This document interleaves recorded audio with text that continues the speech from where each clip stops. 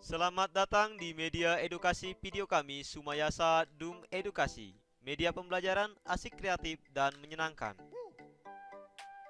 Video pembelajaran tematik kelas 4, tema 2, selalu berhemat energi. Subtema 1, sumber energi. Pembelajaran 1. Burung beo burung belibis, buah naga dimakan ulat. Tonton videonya sampai habis, semoga bermanfaat. Namun sebelum lanjut, mari kita berdoa sejenak agar kita diberikan kemudahan dan kelancaran di dalam belajar. Dan jangan lupa, mari sama-sama kita dukung dan kita bangun channel ini. Klik subscribe, like, dan share agar video ini memberikan manfaat untuk kita bersama. Energi sangat penting bagi kehidupan kita. Semua makhluk hidup membutuhkan energi. Tahukah kamu sumber-sumber energi yang ada? Ayo kita pelajari berikut ini. Ayo berdiskusi. Energi merupakan kemampuan atau kekuatan yang mendukung manusia untuk melakukan suatu hal. Selain memanfaatkan energi, ada pula usaha manusia untuk mengubah energi menjadi bentuk energi yang lain. Coba perhatikan gambar di samping. Sumber energi apa yang digunakan dan dihasilkan pada kegiatan tersebut? Diskusikan bersama teman kelompokmu. Matahari memiliki peran yang sangat besar dalam kehidupan karena merupakan sumber energi terbesar di bumi. Panas matahari berpengaruh terhadap aktivitas manusia dan makhluk hidup lainnya di bumi. Ayo mengamati. Perhatikan gambar berikut ini. Apa yang diceritakan pada gambar tersebut? Gambar tersebut menceritakan tentang pemanfaatan energi matahari bagi kehidupan manusia. 2. Berdasarkan gambar, dapatkah kamu menyebutkan apa saja manfaat matahari bagi keluarga tersebut? Mengapa demikian? Kemukakan alasanmu. Berdasarkan gambar di samping, kita mengetahui bahwa energi matahari dimanfaatkan untuk mengeringkan pakaian yang telah dicuci, karena sumber energi panas matahari dapat menguapkan air pada pakaian tersebut. 3. Apakah kamu dapat menyebutkan contoh kegiatan lain tentang manfaat matahari bagi kehidupan kita sehari-hari? Berikut adalah beberapa contoh manfaat energi matahari bagi kehidupan kita sehari-hari. Yang pertama, energi panas matahari digunakan oleh petani untuk menjemur padi. Yang kedua, energi panas matahari digunakan oleh nelayan untuk menjemur ikan asin. Yang ketiga, energi panas matahari digunakan oleh manusia sebagai pembangkit listrik tenaga surya melalui sebuah alat yang bernama panel surya. Ayo melakukan percobaan. Melakukan percobaan tentang perubahan energi matahari. Lakukan percobaan berikut ini. Pertama, siapkan 2 buah sapu tangan, lalu celupkan kedua sapu tangan ke dalam air hingga basah. Kedua, peraslah sapu tangan terlebih dahulu, lalu jemurlah sapu tangan dengan cara membentangkannya. Ketiga, jemurlah satu sapu tangan di bawah terik matahari, jemurlah satu sapu tangan yang lain di dalam ruangan. Keempat, tunggulah selama 1 jam, lalu angkat kembali kedua sapu tangan tersebut dari tempat masing-masing. Usahakan agar kedua sapu tangan tersebut tidak dijadikan satu. Kelima, catatlah perubahan yang terjadi pada kedua sapu tangan, mulai saat pertama dijemur hingga sebelum diangkat kembali. Tabel pengamatan. Dari hasil percobaan yang telah dilakukan, kita dapat menuliskan hasil pengamatan pada tabel berikut ini. Nah, pada sapu tangan pertama dan sapu tangan kedua, setelah 15 menit dari waktu menjemur, yang pertama, sapu tangan pertama diletakkan di terik matahari. Yang kedua, sapu tangan kedua diletakkan di dalam ruangan. Setelah dijemur beberapa saat, ketika 15 menit lamanya, maka akan nampak sapu tangan 1 masih basah, sapu tangan 2 juga masih basah. Kemudian, setelah 30 menit lamanya, kita akan mulai melihat perbedaannya, di mana sapu tangan pertama yang diletakkan di bawah terik matahari mulai sedikit kering, sedangkan sapu tangan kedua yang diletakkan di dalam ruangan masih tetap basah. Selanjutnya, setelah 45 menit lamanya, sapu tangan pertama mulai kering, tetapi sapu tangan kedua masih basah, namun mulai sedikit mengering. Selanjutnya, setelah 1 jam lamanya, sapu tangan pertama yang diletakkan di bawah terik matahari sudah sangat kering. Namun, sapu tangan kedua yang diletakkan di dalam ruangan masih basah tetapi mulai sedikit mengering. Berdasarkan kegiatan percobaan yang telah dilakukan, buatlah laporan kegiatan berdasarkan format di bawah ini. Yang pertama, sebutkan anggota kelompok. Yang kedua, nama percobaan. Yang ketiga, tujuan percobaan. Yang keempat, alat dan bahan yang digunakan. Yang kelima, langkah kerja. Dan yang keenam, kesimpulan. Nah, misalnya, anggota kelompok kamu terdiri dari yang pertama Eko, kedua Andi, ketiga Dayu, keempat Sumayasa.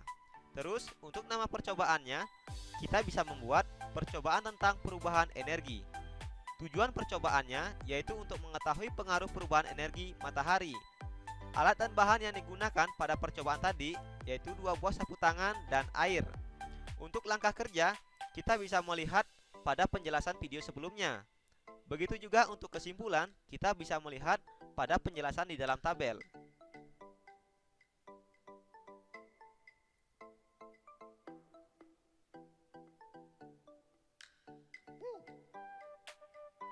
Ayo membaca. Kisah Ali si biji energi. Aku Ali si biji energi. Aku menanam biji-biji energi di sebuah ladang yang luas di peternakanku. Saat matahari bersinar, ada energi pada cahaya matahari. Cahaya matahari membantu biji-bijiku tumbuh menjadi tanaman-tanaman yang tinggi. Tanaman-tanamanku menyimpan energi itu di dalam akar, batang, daun, dan butiran biji yang baru. Dengan segera, aku akan tumbuh menjadi tinggi dengan daun-daun yang lebar dan biji-biji yang baru. Kamu bisa memasak dan makan aku supaya kamu memiliki energi. Energi itu akan membantumu tumbuh, bergerak, dan berpikir. Aku juga memberi makan hewan-hewan ternak dengan beberapa bagian dari tubuhku, sehingga mereka tumbuh besar dan sehat. Ini adalah kisah Ali si biji energi. Sekarang, temukan sebanyak-banyaknya manfaat energi matahari bagi makhluk hidup dalam bentuk peta pikiran di bawah ini. Sertakan gambar agar lebih menarik. Manfaat energi matahari yang pertama yaitu energi matahari dimanfaatkan untuk menjemur pakaian. Yang kedua, energi matahari dimanfaatkan untuk membuat garam oleh petani garam. Yang ketiga, energi matahari dimanfaatkan untuk menjemur ikan asin oleh nelayan. Yang keempat, energi matahari membantu kesehatan tulang, terutama energi matahari di pagi hari. Yang kelima, energi matahari dimanfaatkan sebagai sumber pembangkit listrik tenaga surya melalui sebuah alat yang bernama panel surya. Yang keenam, energi matahari dimanfaatkan oleh tumbuhan dalam proses fotosintesis. Ayo mencari informasi, mengidentifikasi sumber daya alam dan pemanfaatannya. Energi yang digunakan oleh makhluk hidup berasal dari alam. Segala sesuatu yang berasal dari alam dan dimanfaatkan oleh manusia untuk melangsungkan hidup disebut dengan sumber daya alam. Sumber daya alam ada 2 jenisnya. Yang pertama, sumber daya alam yang dapat diperbarui. Yang kedua, sumber daya alam yang tidak dapat diperbarui. Ayo membaca. Indonesia memiliki sumber daya alam yang berlimpah. Disebut sumber daya alam karena berasal dari alam. Penduduk Indonesia dapat menikmati sumber daya alam tersebut untuk memenuhi kebutuhannya. Laut Indonesia terkenal karena ikannya, lahan yang subur menghasilkan padi, jagung, serta tumbuhan lainnya yang sangat berguna bagi penduduk. Gas bumi, minyak, serta logam banyak memberikan manfaat bagi masyarakat. Sumber daya alam terbagi menjadi 2. Yang pertama, sumber daya alam yang dapat diperbarui dan sumber daya alam yang tidak dapat diperbarui. Sebagai anak Indonesia, kamu harus tahu apa saja yang termasuk ke dalam keduanya dan apa dampaknya apabila kita kekurangan keduanya. Penggunaan sumber daya alam berlebihan akan mempengaruhi kehidupan manusia. Kita harus menghemat penggunaan sumber daya alam. Sumber daya alam yang dapat diperbarui, misalnya tumbuhan, hewan, sinar matahari, angin, dan air. Sumber tersebut termasuk kelompok sumber daya alam yang dapat diperbarui karena terus tersedia dan dapat kita kelola untuk kita perbanyak jumlahnya. Jumlah sumber daya alam ini sangat berlimpah. Agar sumber daya alam ini tetap tersedia, kita harus menggunakannya dengan bijak dan melestarikannya. Sumber daya alam ini sangat penting untuk dijaga keberadaannya. Minyak bumi, emas, besi, dan berbagai tambang termasuk ke dalam kelompok sumber daya alam yang tidak dapat diperbarui. Mengapa demikian? Karena jumlahnya sangat terbatas. Untuk menghasilkan minyak bumi diperlukan waktu yang sangat lama. Oleh sebab itu, kita harus hemat menggunakan sumber daya alam ini. Ayo berlatih. Setelah memahami sumber daya alam, jawablah pertanyaan berikut. Yang pertama, berdasarkan teks tersebut, berikanlah masing-masing 3 contoh sumber daya alam yang dapat diperbarui dan yang tidak dapat diperbarui. Contoh sumber daya alam yang dapat diperbarui, misalnya tumbuhan, hewan, sinar matahari, angin, dan air. Contoh sumber daya alam yang tidak dapat diperbarui, misalnya minyak bumi, emas, dan besi.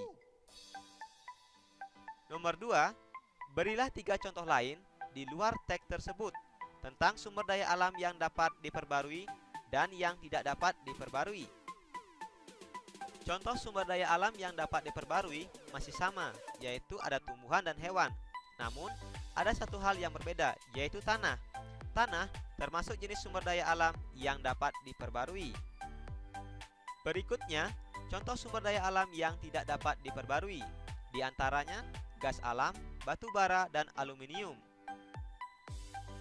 Nomor 3, berikanlah contoh kegiatan ekonomi yang memanfaatkan kedua jenis sumber daya alam tersebut. Contoh kegiatan ekonomi yang memanfaatkan sumber daya alam yang dapat diperbarui, misalnya tumbuhan. Kegiatan ekonomi yang memanfaatkan tumbuhan seperti kegiatan pertanian dan perkebunan, misalnya petani kopi, teh, petani padi, dan perkebunan sawit. Selanjutnya, contoh kegiatan ekonomi yang memanfaatkan sumber daya alam hewan, misalnya kegiatan peternakan seperti peternak ayam, peternak sapi, dan lain sebagainya. Selanjutnya, contoh kegiatan ekonomi yang memanfaatkan sumber daya alam yang tidak dapat diperbarui, misalnya kegiatan penambangan batu bara, minyak bumi, gas alam, dan lain sebagainya.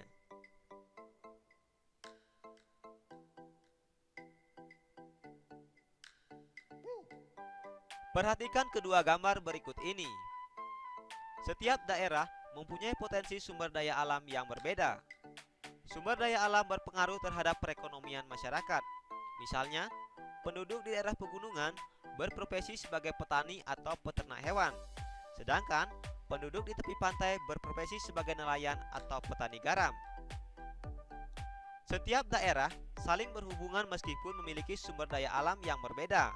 Misalnya, penduduk di pegunungan dapat menikmati sumber daya alam yang dihasilkan di tepi pantai. Begitu juga sebaliknya. Hal itu dapat terjadi karena penduduk di tiap daerah menjual hasil sumber daya alamnya ke daerah lain. Ayo merangkum. Apa ya yang sudah aku pelajari hari ini?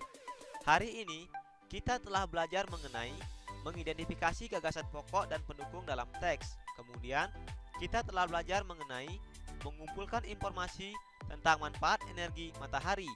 Dan kita juga telah belajar mengidentifikasi sumber daya alam yang dapat diperbarui dan yang tidak dapat diperbarui. Sekarang, cobalah jawab beberapa pertanyaan berikut.